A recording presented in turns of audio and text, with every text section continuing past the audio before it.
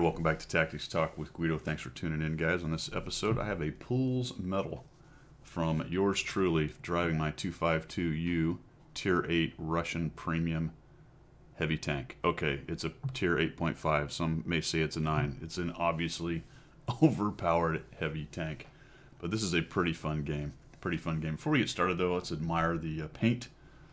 The new system of paint that works currently for premiums, I think Tier 8 premiums, and for Tier 10s. So what I did here is this is the winter camouflage, and I put the paint on it, which essentially puts an undercoat. You can see where, as the paint is scratched through, the red color will come through.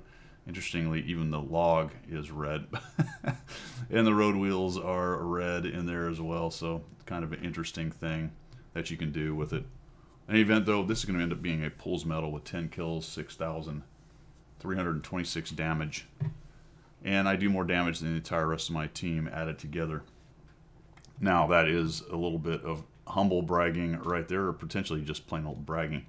You can see that it is a massively good setup for me. Really, the only tanks that I have to fear are the artillery, kind of picking at me, the Ferdinand and the IS-3. The rest of the stuff, if it gets to my side or if I get swarmed by the little guys, that can be an issue. The Tiger P with some gold won't have a whole lot of trouble pinning me, but overall, a very, very permissive game. So it is interesting when you get these games. To some extent, this is why we play World of Tanks. You get to be the top tank, the great big heavy destructive tank, and wading through all of the enemies. Would you want all these games to be this way? Well, I suppose if you got a Pools medal in an all Tier 10 battle, then that would probably prove a whole bunch more than this one does. But still, it is a fun game, so let's take a look at it and see how it goes. I'm going to head out first right here. And initially I'm thinking, as I'm looking at this setup, that I'm going to come here to the middle and see if I can't track down this IS-3. I'm hoping him and the Ferdinand potentially are kind of in the same area, so I can start working on those dudes. I figure once I kill those two, I shouldn't have much trouble, obviously, with the rest of them. But this game is going to flow kind of interestingly, because as I push forward, I'm going to find that there's not a lot of people up here in the middle.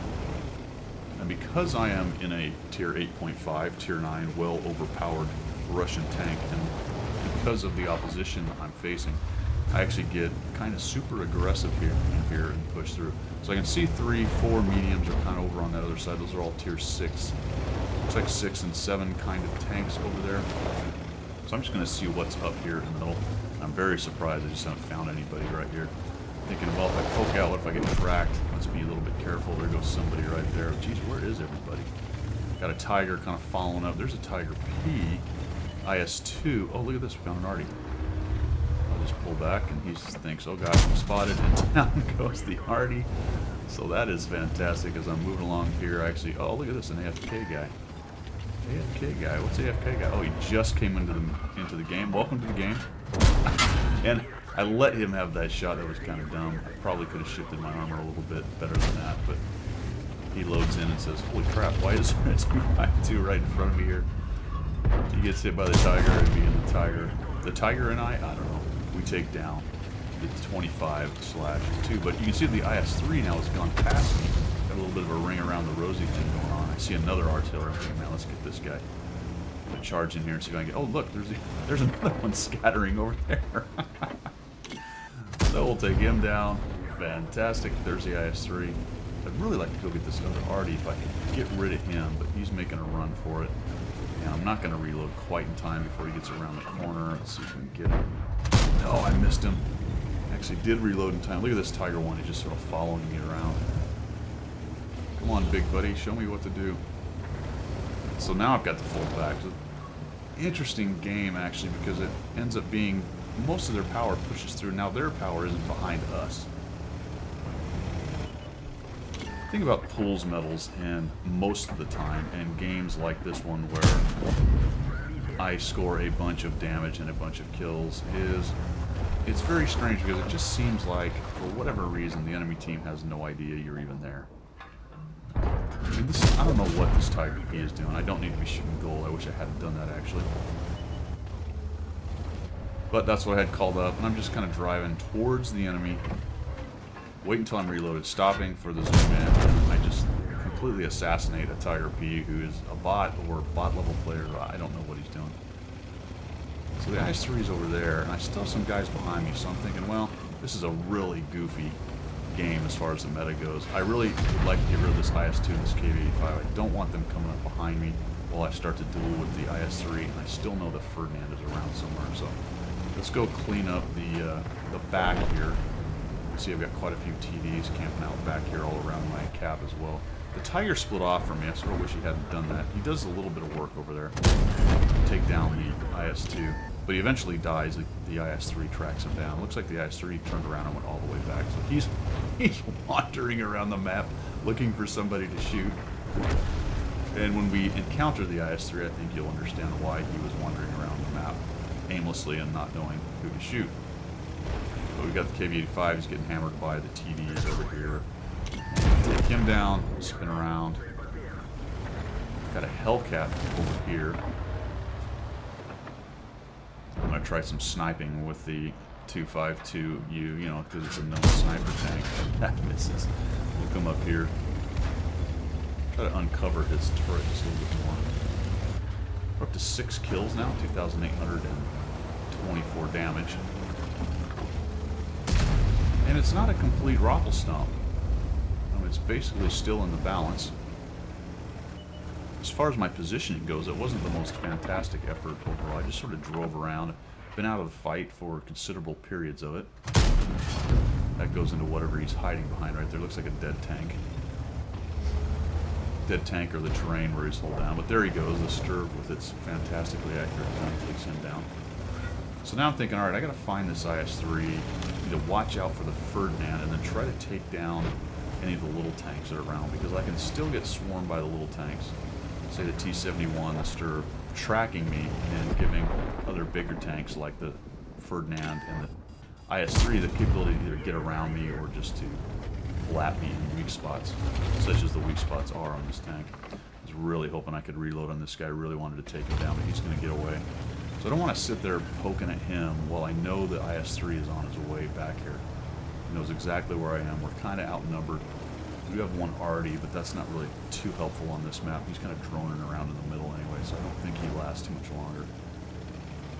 Making a run for it. I'm just backing up, and I'm trying to stick around close enough to my Sturv and the JP that they can help me out a little bit, so that I don't get trapped in amongst buildings where they don't have any lines of fire. Up to 3,200 damage. I've got 6 kills. Now I'm just, alright, where on earth are these guys? I'm really, really hoping I don't run into the Ferdinand and the IS-3 at the same time. Especially if they have 2 lines of fire on me. That would be very bad. This is a bit of a risk. I'm sort of moving around in the open. There goes that guy, so shot onto him. Unfortunately, he's going to get away. I'm like, well, I should chase him, but I also don't want to get out in the open so that this kind of thing happens. This guy shows up, takes a shot. To be quite honest, that's about the last time he shows any kind of real awareness. I think he's worried a little bit about the TDs that are right there, potentially. But he just drives right by. Takes it in the side. Now I've got that CMD behind me, and this is what I'm worried about, where I'm going to get sandwiched between 2 guys. Now he's turning around and take a look at me. Takes a shot, and I went into him.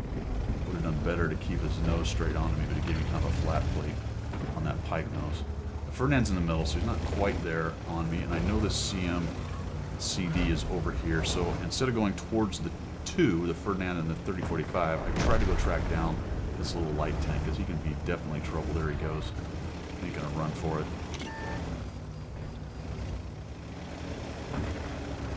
Ferdinand is spotted. He's over there. 3045. I considered going back that way to help the TD, but of course he ends up going down. So now I'm on my own. There he is. That is just unfortunate. Really hoping that shot would go in on him. Now he's making a run for it. So what? I chase him here because I want to get behind these other buildings. Give myself a little standoff from the Ferd. There he is. He misses, and that's exactly what I was trying to avoid, is having him shoot me. This is a bit of a bummer. I get into these trees and things, and I'm having a hard time seeing the guy. Oh, a little zoomed in, so not exactly great, and I just sort of get a hold of him. That worked out. Did not do that the best. I wish I had pushed through those bushes a little more so I didn't have so much visual issues with seeing him. Do a little side scrape to figure out, oh, there he is. Overpowered armor of the 252U. And I don't have what it takes. So instead of doing, initially I'm like, I'll side scrape this guy again. So you went to HE thinking, I'll put a couple HE shots into him. I think, no, you know what, let's not do that. Let's not side scrape. He's got pretty good pen on the gun. He's firing APCR, so that was lucky. Let's go ahead and just see if I can't change the fight a little bit, go somewhere else, be a little unpredictable, and maybe I can also find that guy. So I switch back over to AP, because I may need the HE later on this Ferdinand. And now that he's spotted, I'm thinking I have got to get rid of this guy. I don't want to fight both. Even if the Ferdinand's here and gets a shot on me, I'm going to accept that. I'm going to come over here and make sure this dude goes away. There he is. Thank goodness the Ferdinand did not have that line of fire. There he is. Now he's showing up. I'm thinking, alright, so let's duel Ferdinand. Try and get him to... nope, he doesn't want to duel. Alright, that's fine. Let's move up a little bit here. I'll use these buildings as cover. I don't want to quite close to him yet. More than likely, I probably could have pushed into him and circled him. But if I'm going to do that, I want to be closer when I start my sprint. So that's why I move up into this rubble and these buildings here. Plus, let's see if we can find him doing something dumb like that. Oh, unlucky. That would have been very helpful. He gets down into this hole, and I probably could have just no respected and gone at him. But for the moment, it's affording me these kind of things. So I drop a shot onto his roof. Thinking about this, how am I going to do this? Bounced it. See how he's rocking back and forth? He was actually flattening his armor a little bit as he rocks back and forth, and I was trying to time that a little bit. If I go to HE, let's see if I can't drop some HE into the roof here. Oh, no, move a little bit, zoom in. Oh, that worked out. 219, that's okay. 158. Alright, another one of those. That should end the game, right? 6,168. At this point, I probably could have just pushed in and taken him out again. But I thought, yeah, let's see if we can't just be tricky about it. I end up probably hitting his matlet right there for 10. Alright, that's deserved. 6,178. I'm going to switch over to this side over here. See if we can't find this guy across. Where is there? He is. And just kind of pop one into him right there. Takes him down. 6,326. 880 bounce. 10 kills. Pulls medal. I'll show you the results at the end of this. I did more damage than the rest of the team.